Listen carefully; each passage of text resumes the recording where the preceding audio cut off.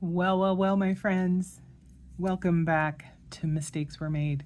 We are at the dining room table, and today we are doing the budget recap for the second pay period of August. So this is covering August 16th through the 31st.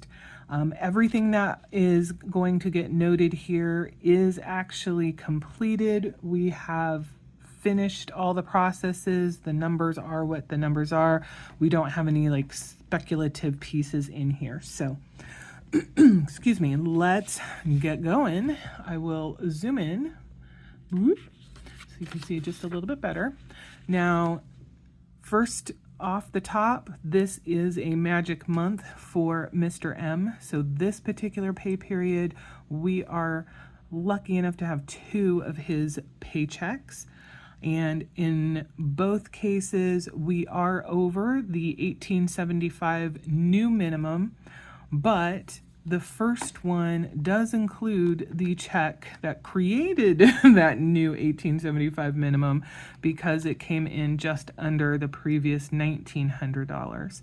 So he had one for $1897.62, and then the most recent one was $2,167.74. He did mention that there was some kind of bonus. It was the equivalent, I think he said, of a single day's pay. I can't remember, why they got the bonus, but that's what it is, and that helped boost it up. So definitely over the 1875 as well as over the 1900. So that's good. So his total income for this pay period was $4,065.36. Now mine did come up just a smidge, not a lot. The baseline that we do for me is $2,225 if you are new, and the base, and that's pretty close to what my standard is. And I just said that it was Kitty is deciding to do stuff on our rug in front of the door. They shred pretty much everything. I've got 3 cats in here at the moment.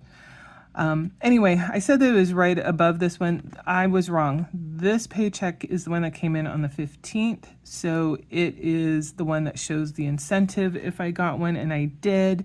So the total was $2,534.14. Okay.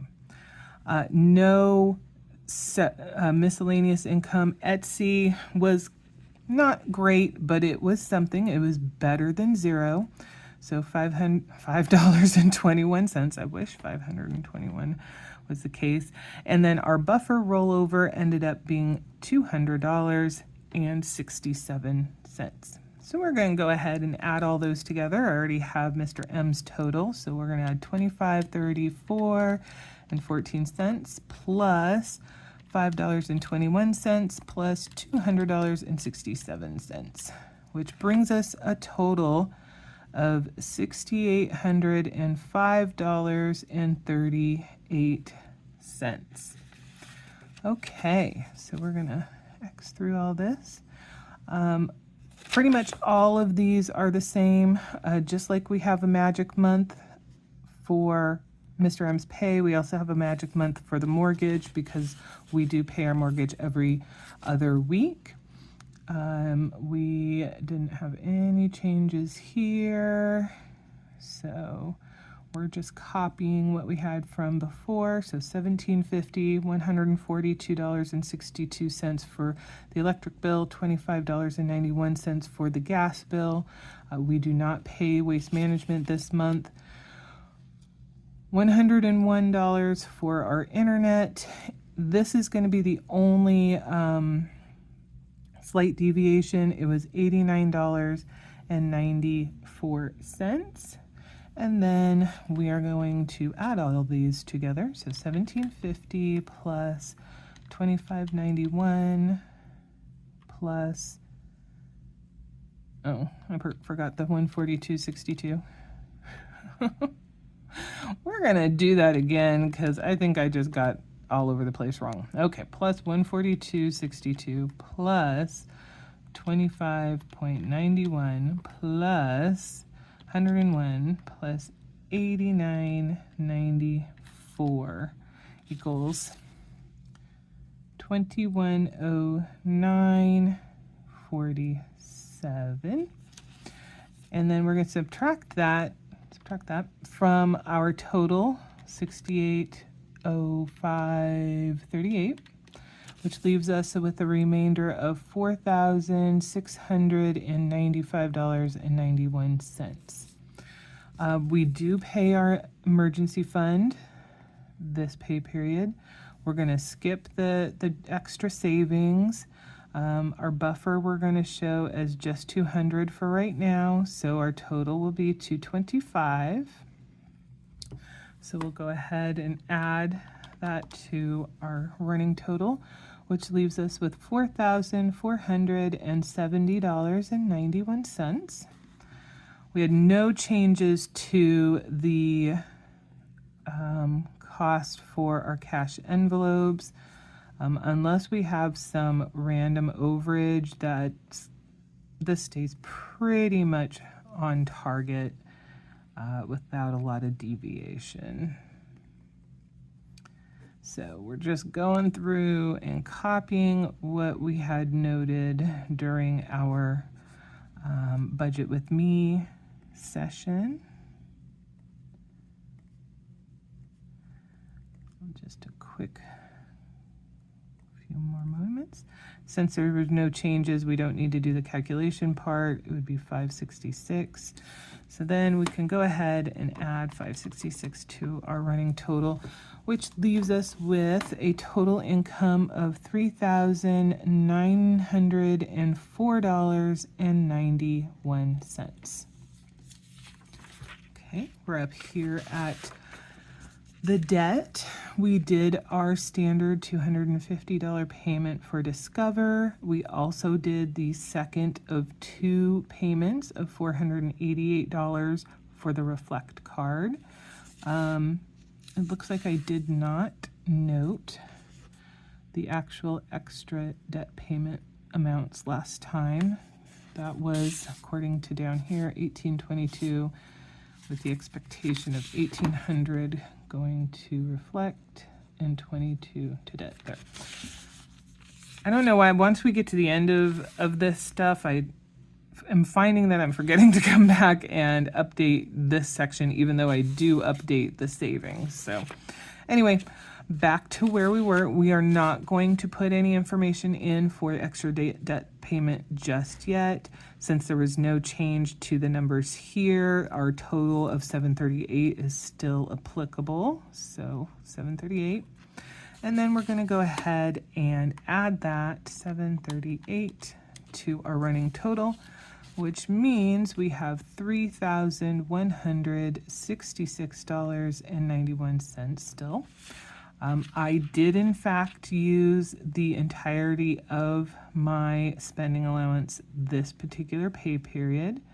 So I know I mentioned potentially trying to do some no spend stuff so that it would reduce how much I was using, but this go around it didn't happen.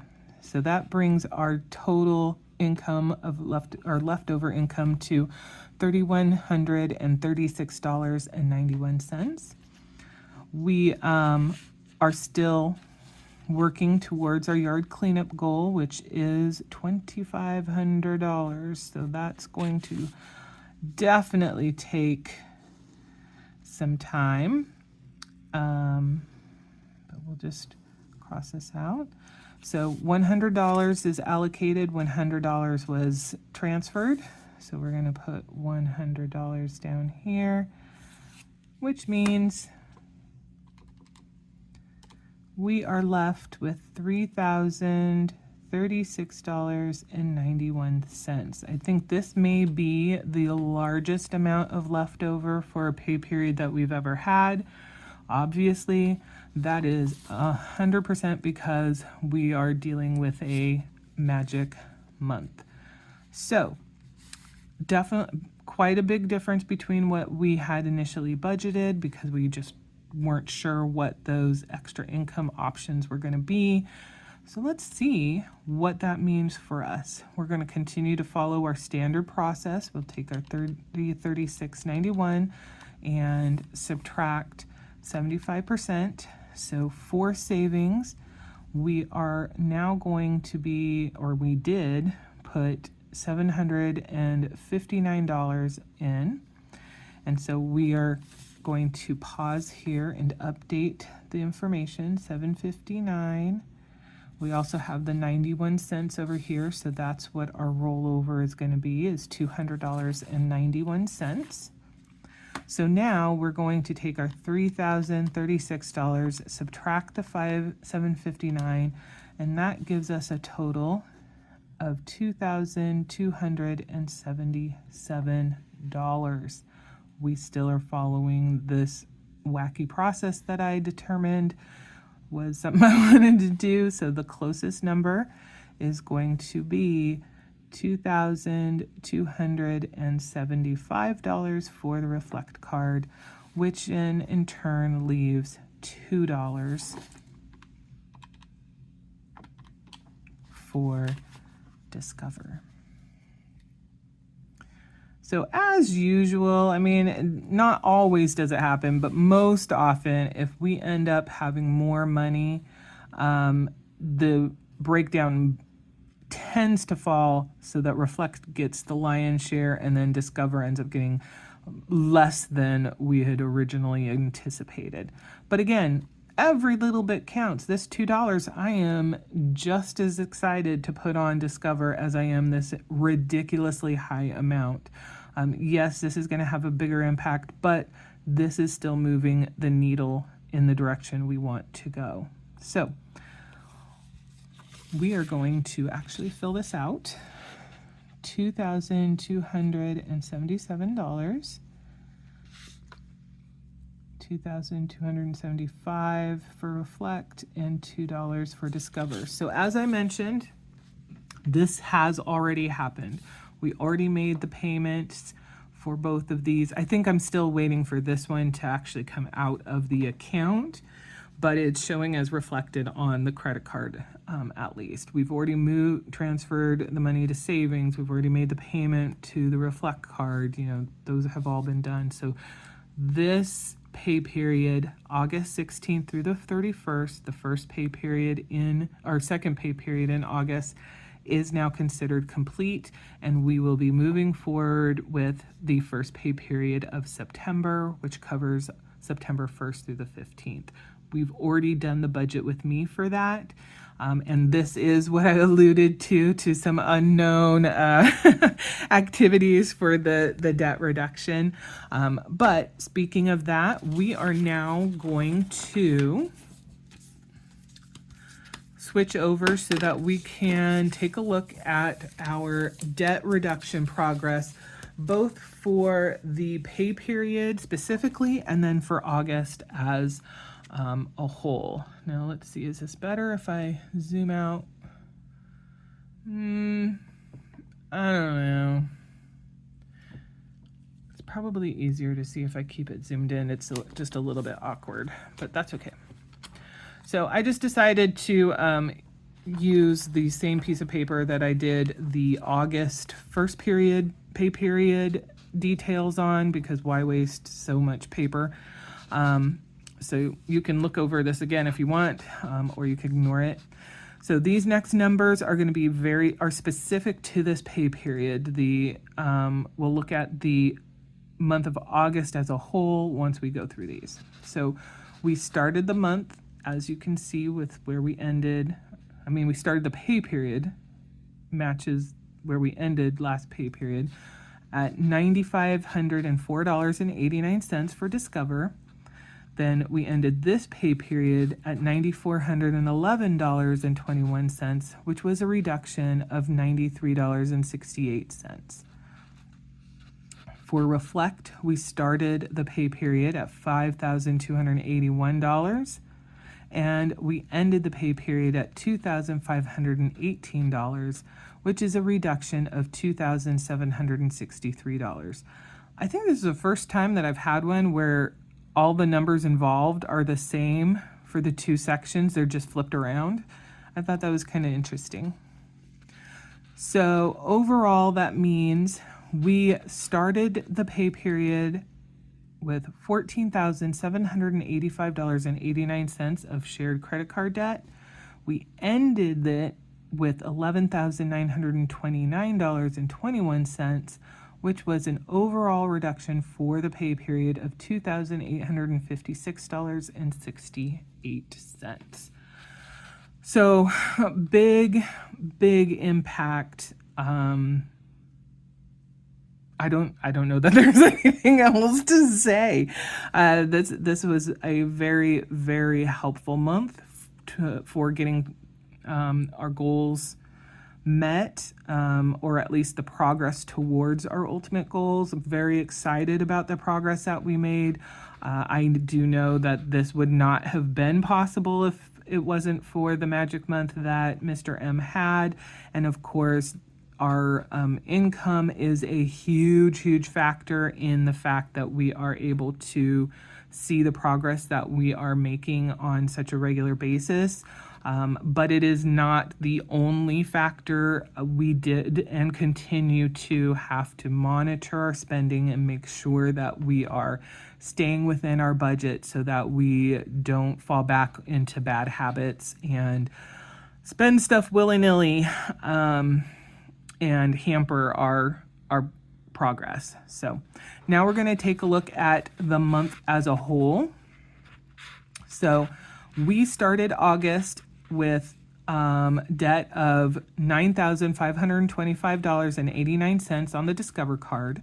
We ended August at $9,411.21, as we just talked about. So the overall reduction for Discover was $114.68. We started the month for Reflect at $6,994 and ended at $2,518, which is a reduction of $4,476. So all told, at the beginning of this month, beginning of August, we had $16,519.89 of shared credit card debt. We ended the month with $11,929.21 worth of debt, which is a reduction of $4,590.68. When we have numbers like this, which this level of reduction is not normal, it's typically about half that, which is not anything to sneeze at in and of itself either. But when we have stuff like this, it just blows my mind. On the one hand, looking over these numbers, I am thrilled. I'm a little shocked. I'm very excited about what it means for the future and our meeting the goals that we have put out. But I will say it is a little bit bittersweet. And I do try not to linger on the past too much because I don't think that's healthy.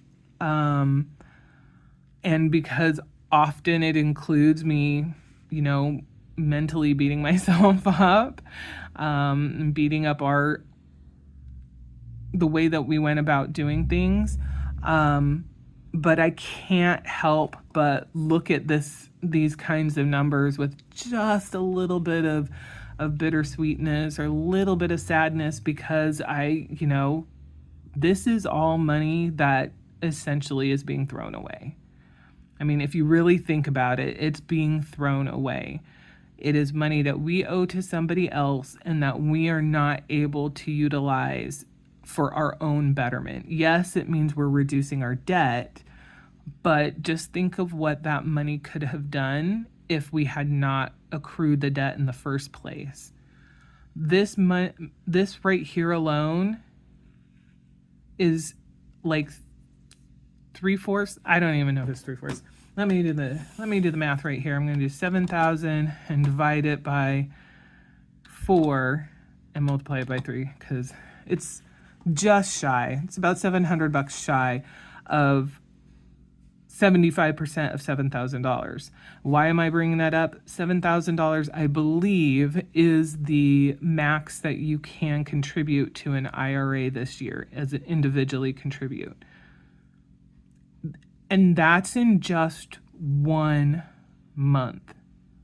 If we did not have the credit card debt that we currently have and had in the past, what could we be looking at how much we had potentially been able to contribute to our retirement?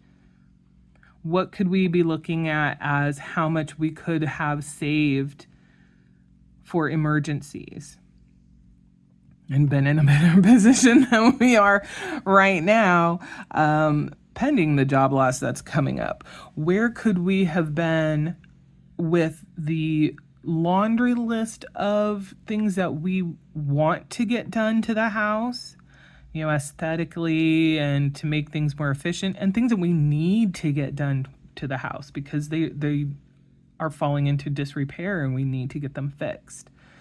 So, I do celebrate this. I do look to the positive. But like I said, it's every now and then I'm just like, man, where could we have been?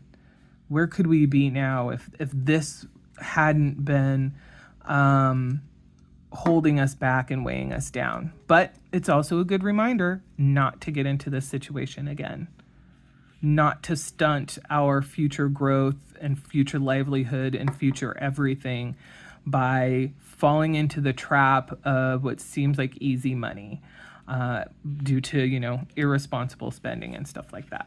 Okay. But we are going to get off our soapbox and we are going to move on. So the next item that I like to revisit every month is where are we at with the job cushion?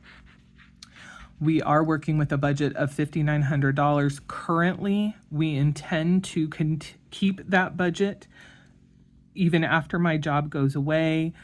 We have structured our savings and all of that stuff based on our budget being $5,900. Now, that said, we do have flexibility with this budget. And as we bring these totals down, the flexibility just continues to grow. So should something happen where we need to change our allocation of how our money goes in and out, we are able to do that much more easily as time goes on, as we get these debts reduced. And we do have some flexibility right now in this budget where if we need to make changes. So we are expecting, as of the end of August, to receive $7,046 as payout for the PTO that I have accrued. Again, anytime I've put an asterisk or a star next to it, it's because the number that I'm noting, there's some wiggle room there. Mainly it has to deal with, I'm not sure with how much taxes are going to come out of the PTO. So this number could be higher, it could be lower. Maybe we're spot on. That would be very nice. That or higher would be nice. So, we're taking some of these numbers with a little bit of a grain of salt because we can't be 100% accurate and 100% sure. Same thing for severance. We can do the calculations just fine. I just don't know exactly how taxes are going to affect the severance. But the severance numbers are, as a general rule, not going to change. It's going to be $43.64 next month and the month after, et cetera, until the job actually goes away and we find out what it actually is. Whereas the PTO, that will fluctuate because every pay period I accrue more PTO. I have made it a conscious effort not to use any. I did finally give in and I used some on the 30th of June. I used 8 hours. I am very happy and glad that I did. It was a wonderful, wonderful day out. Prior to that, I had only taken 4 hours in November. So, I am trying to build this up.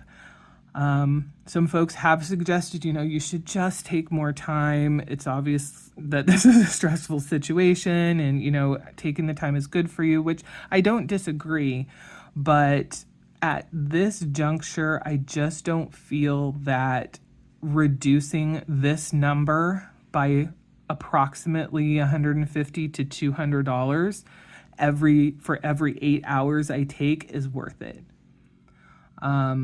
Frankly, it's probably going to be very unlikely that I find a job within, a couple of weeks of being laid off.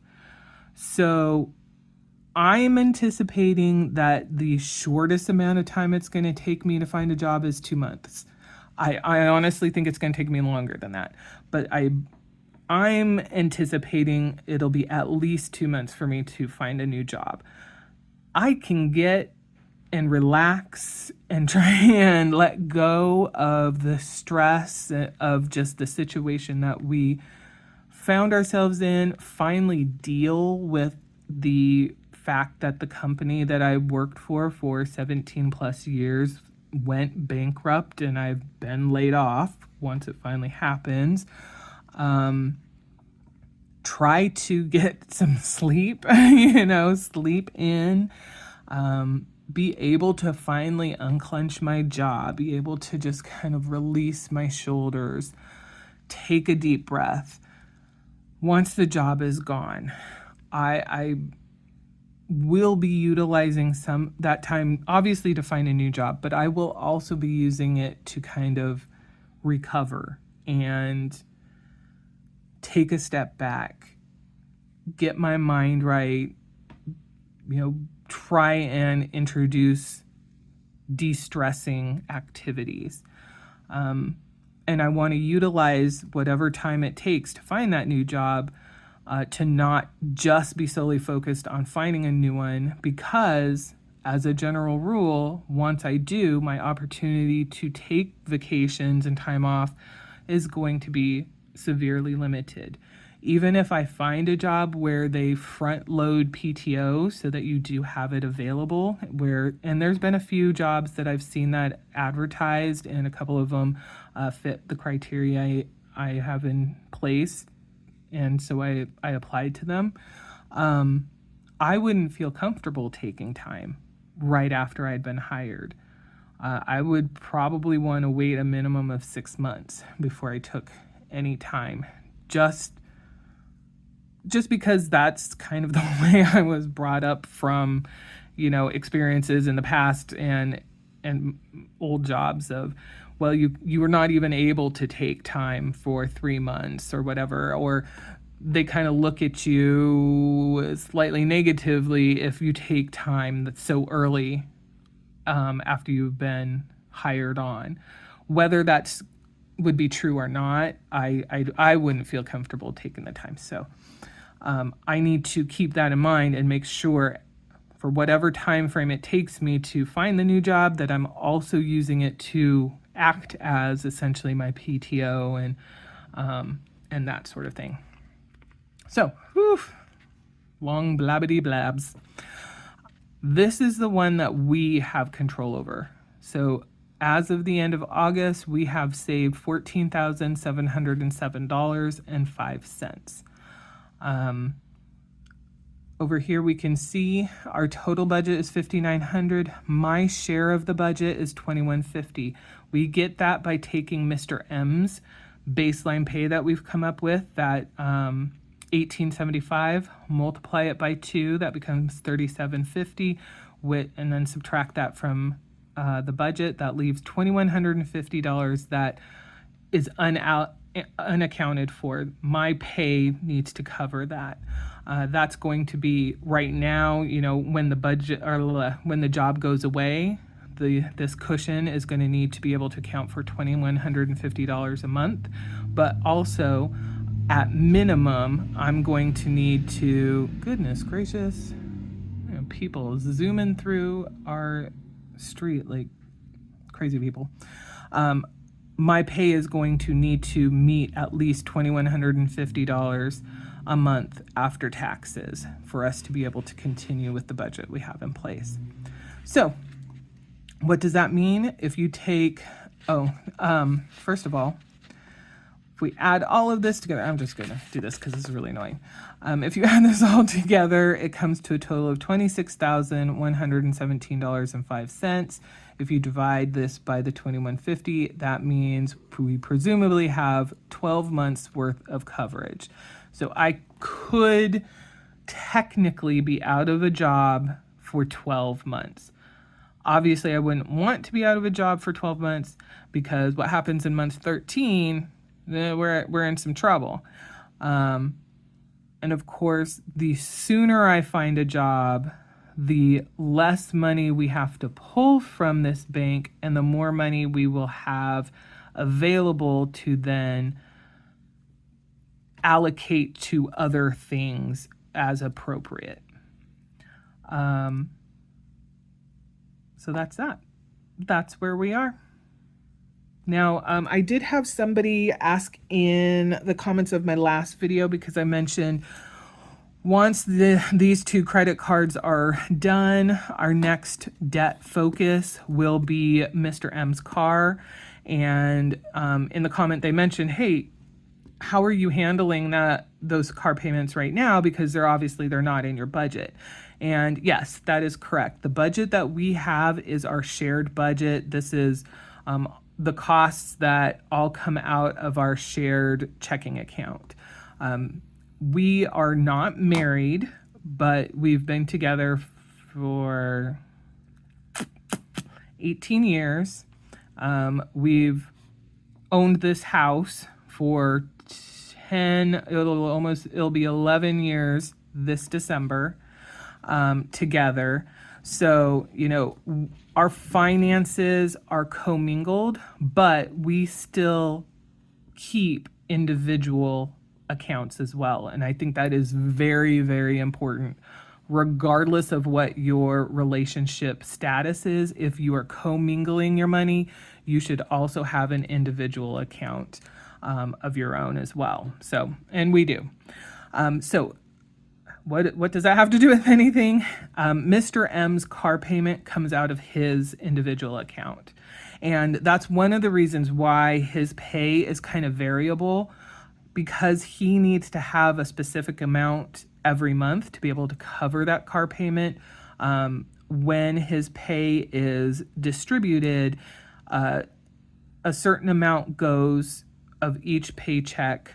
It's just the same flat amount. Each paycheck goes to his individual account, and then whatever's left over is what comes to our shared account. So that is being handled by him and in his account. But once these are gone, we will figure out how we're going to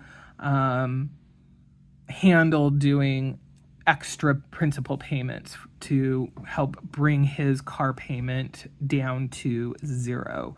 My guess right now, we haven't gotten too deep into discussions of it because we still have a few steps to go before we get there, but we've touched on a little bit, is at the end of each pay period, we'll look to see, well, what is our extra, if there is any. I would assume that there will be, because we do in our budget have $1,226 that goes to debt. Well, once this debt is gone, we'll have $1,226 at least in the budget that we're following here, even after my job goes away. That would presumably be able to go then to the principal for his car. If there's any extra, if we happen to have unallocated like we currently do now, we'll pop this open, the stuff at the end of each pay period. If there is some money left there, which it will not be these big amounts, most likely, then that too would get coupled on top of that $1,226, most likely to be used as a principal payment towards his car costs. Again, that is a very rough discussion and explanation of kind of the thought process. We are going to have to clean that up get it figured out in reality and, kind of see how exactly that's going to work. But we have a little ways to go before that's something that we really need to be worrying about. I guess the earliest possible would be January, because there is a possibility we could get that Discover paid off in December, but that would require my job going all the way through December, and I really don't think that's going to happen. So anyway, that is where we are. That is the end of our August budget recap. I hope you found something of interest in that. I'm very excited because we are absolutely on track for Reflect to be out the door. Oh, bless you, Miss Cece. Out the door as of the end of this newest month, September. Whew. But there's also a lot of other changes that may be just right around the corner. So we'll see. We will see how things go. All right, as always, if you have any suggestions, ideas, thoughts, questions, something that you're seeing that we're doing in our budget that you don't understand why we're doing it, or why we're not doing something, if there's some topic that you would like me to address in a future video, please note those down below. If you just want to say hi and that you're here to support, I love those as well. Thank you for them. Please keep them coming. As I mentioned, I'm doing what I can to get the channel up to the 1,000 subscribers and the 4,000 watch hours. I think we're already at the watch hours. It's just the subscriber piece, because I really want to see, what the whole monetization is all about. So that is another goal I'm putting on my list, but it's kind of like in pencil. It's not a huge priority. The priority is getting the debt down. But, if it's an opportunity for us to bring a little bit extra money in, hey, that helps go for the debt reduction as well. I think that's it. Yeah, that is it. I want to thank you very much for spending your time with me and seeing how we're doing. I'll see you in the next one. Bye-bye.